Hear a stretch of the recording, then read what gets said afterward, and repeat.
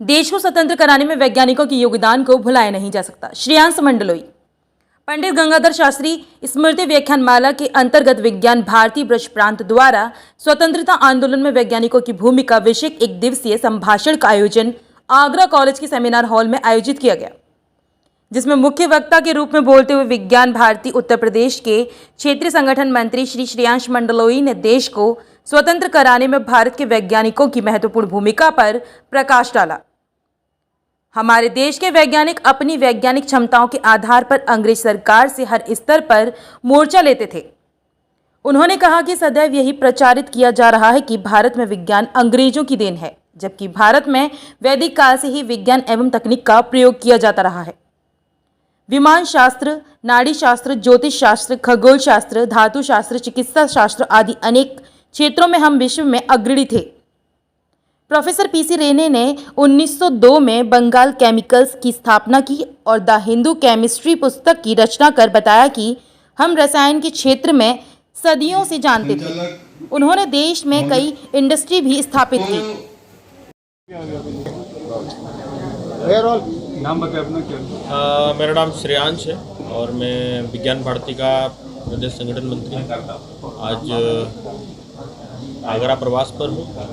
और आज का जो कार्यक्रम है स्वतंत्रता आंदोलन में भारतीय वैज्ञानिकों की भूमिका, तो यह कार्यक्रम का आयोजन इसलिए किया गया है कि जब भी हम लोग भविष्य को लेकर के कोई बड़ी योजना बना रहे होते हैं, हम लोग बड़ा रोडमैप बना रहे होते हैं, तो हम लोगों को आवश्यकता होती है भारत के इतिहास को भी जाने।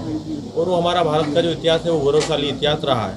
और स्वतंत्रता आंदोलन में साधारणतः यह मान्यता है कि राजनीतिक क्षेत्र के लोगों का ही उसमें योगदान रहा, पर हम लोग ये नहीं जानते हैं कि स्वतंत्रता आंदोलन में हमारे देश के वैज्ञानिकों ने भी बढ़ चढ़ करके भाग लिया था और एक कूटनीतिक संघर्ष किया था। और उस संघर्ष के माध्यम से उन्होंने भी स्वतंत्रता दिलाने में सफलता प्राप्त की थी। तो यही एक छोटा सा विषय हम सब इस महाविद्यालय परिवार के सामने ये प्रस्तुत करेंगे। और इसी के साथ ही हम लोग अपने भारत के वैज्ञानिकों के गौरवशाली और उनके योगदान के बारे में हम लोग जानने का प्रयास करेंगे।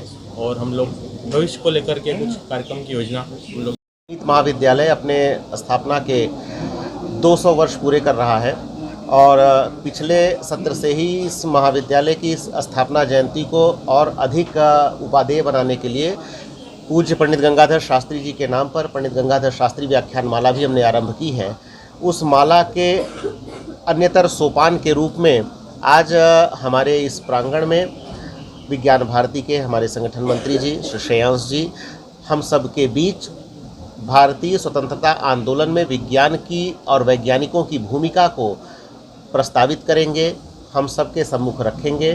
साथ ही हमें यह भी स्पष्ट करेंगे कि किस तरीके से हमारा विज्ञान हमारे लिए आज भी उपादेय है और आज भी हम अपनी वैज्ञानिक उन्नति को किसी भी तरीके से किसी भी पाश्चात्य देश से इन्फीरियर नहीं पाते हैं।